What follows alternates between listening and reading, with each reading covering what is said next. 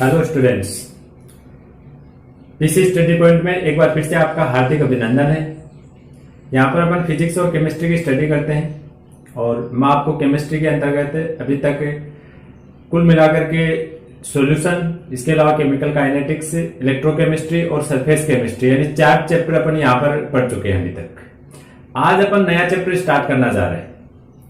अगला जो next chapter है धातु कर्म से संबंधित, यानी जो तत्व अपने को प्राप्त होते हैं उनको प्रकृति में से हम किस प्रकार से प्राप्त करते हैं, चाहे वो धातु है या अधातु है, वो हमें शुद्ध रूप में मिलता है अथवा अशुद्ध रूप में मिलता है तो उसको शुद्ध किस प्रकार से किया जाता है, इससे से संबंधित आज का अपना नया चैप्टर है, नेक्स्ट चैप्टर, जिसमें अपन तत्वों के निष्कर्षण के सिद्धांत और उनकी प्रोसीजर कि अगर अपन किसी तत्व का निष्कर्षण कर रहे हैं, शुद्ध कर रहे हैं, तो उसको जो निष्कर्षित करने का जो प्रोसीजर है वो किस प्रकार से होता है, मतलब किस प्रकार से उसको शुद्ध करते हैं और ये किस प्रिंसिपल पर, किस सिद्धांत पर आधारित है ये प्रक्रिया। ये सारी चीजें अपन इस चैप्टर में स्टडी करेंगे। तो चलिए आज से स्टार्ट करते हैं अपन अगला नेक्स्ट नया चैप्टर। अपना छठा चैप्टर है तत्वों के निष्कर्षण के सिद्धांत और प्रक्रम।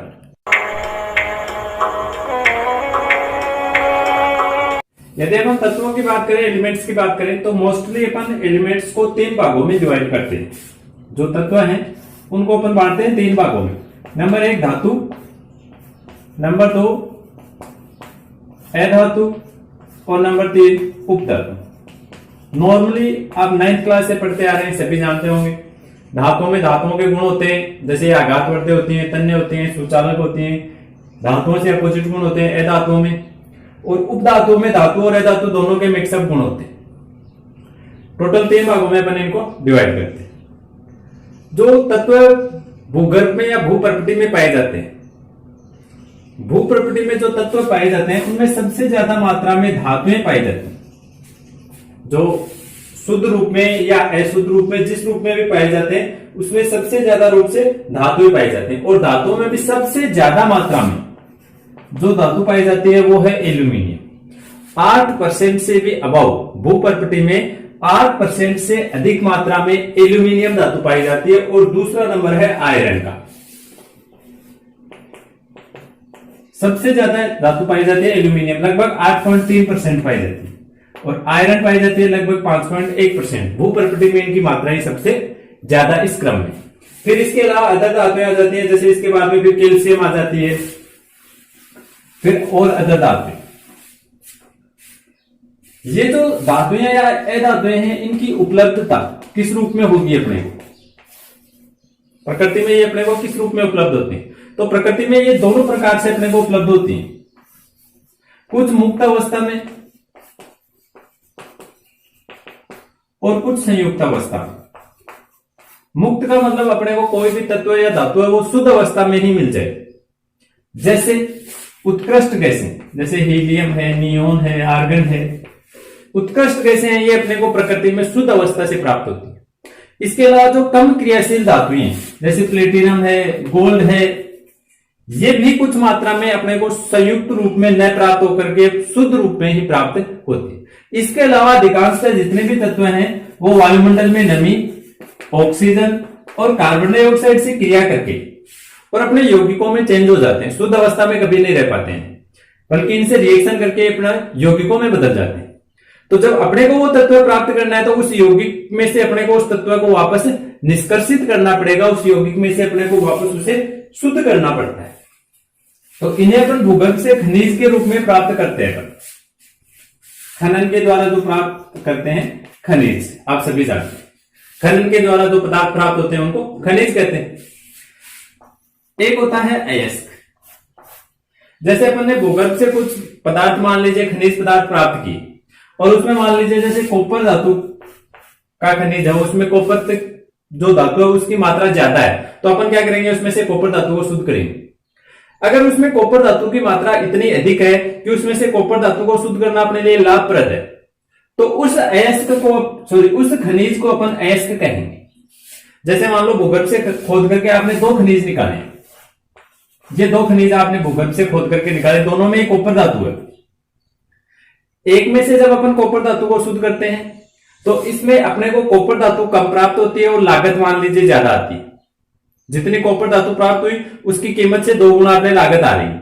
यानी इसमें से कॉपर धातु को शुद्ध कर रहे थे अपने को कोई बेनिफिट नहीं हो रहा है। कॉपर धातु तो मिल रही है लेकिन इसमें लागत ज्यादा आ रही है। तो इस खनिज को अपन अयस्क नहीं कहेंगे, ये खनिज ही है, अयस्क नहीं है। और इसमें से हम कॉपर धातु को शुद्ध करेंगे भी नहीं क्योंकि ये तो अपने लिए नुकसानदायक हो गया। दूसरे खनिज में से अगर अपन कॉपर धातु को शुद्ध कर रहे हैं तो उसमें से लागत कम आ रही है और धातु ज्यादा प्राप्त हो रही है अपने को। तो ये जो खनिज है इस खनिज को अपन अयस्क कहेंगे। अर्थात वे खनिज पदार्थ जिनमें धातुओं की मात्रा अधिक, तत्वों की मात्रा अधिक होती है, उसमें से धातु का निष्कर्षण अपने लिए लाभप्रद होता है, लागत कम होती है, धातु अधिक प्राप्त होती है। ऐसे जो खनिज होते हैं उनको क्या कहते हैं? अयस्क। मतलब अपन ये कह सकते हैं कि जितने भी खनिज होते हैं वो सारे अयस्क नहीं होते। जैसे ये खनिज है, खनिज ये अयस्क नहीं है, ये खनिज अयस्क भी है। लेकिन सारे अयस्क क्या होते हैं? खनिज होते हैं। सारे खनिज अयस्क नहीं होते हैं लेकिन सभी अयस्क क्या होते हैं? खनिज होते हैं। तो इस तरह से अपन जो अयस्क प्राप्त होंगे केवल उन्हीं को अपन शुद्ध रूप में प्राप्त करेंगे। धातुएं हैं वो अपने को अलग अलग कई प्रकार से अपने को प्राप्त हो सकते हैं, कई प्रकार के यौगिकों में। जैसे अपने को कार्बोनेट के रूप में प्राप्त हो सकती है, सल्फेट है, नाइट्रेट है, सल्फाइड है, विभिन्न प्रकार के अयस्कों के रूप में प्राप्त होंगी और उनमें से अपन धातु को निष्कर्षित करेंगे, शुद्ध करेंगे। ये जो अयस्क होते हैं इनमें बहुत सारे अपने जो होते हैं वो रत्न के रूप में भी पाए जाते हैं। जैसे एक रत्न होता है रूबी या माणिक्य, रूबी या माणिक्य, ये क्या होता है? एक प्रकार का अयस्क ही है। अगर एल्यूमिनियम ऑक्साइड में क्रोमियम की अशुद्धि मिली हुई हो तो उसी को अपन क्या कहते हैं? रूबी या माणिक्य। इसके अलावा जो नीलम, जिसे अपन ब्लू सफायर भी बोलते हैं, नीलम या ब्लू सफायर, ये भी एक तरह के एल्यूमिनियम ऑक्साइड होता है। एल्यूमिनियम ऑक्साइड में कोबाल्ट की अशुद्धि होती है तो उस अयस्क को ही अपन ये रत्न के रूप में जानते हैं। यहां पर अपन देखेंगे कुछ जो महत्वपूर्ण धातुएं हैं, जैसे एल्यूमिनियम है, आयरन है, कॉपर है, जिंक है। इन कुछ महत्वपूर्ण धातुओं के महत्वपूर्ण अयस्क, इनके कौन कौन से अयस्क हैं जो महत्वपूर्ण अयस्क हैं जो ज्यादा मात्रा में पाए जाते हैं? मोस्टली अपने को जो महत्वपूर्ण एक एक दो अयस्क होते हैं वो ध्यान में रखने। इसके अलावा अयस्क इनके अपने बहुत सारे पढ़ेंगे। जो एल्यूमिनियम है इसका सबसे महत्वपूर्ण अयस्क होता है बॉक्साइट। सूत्र होता है Al2O3, एल्यूमिनियम ऑक्साइड .X(H2).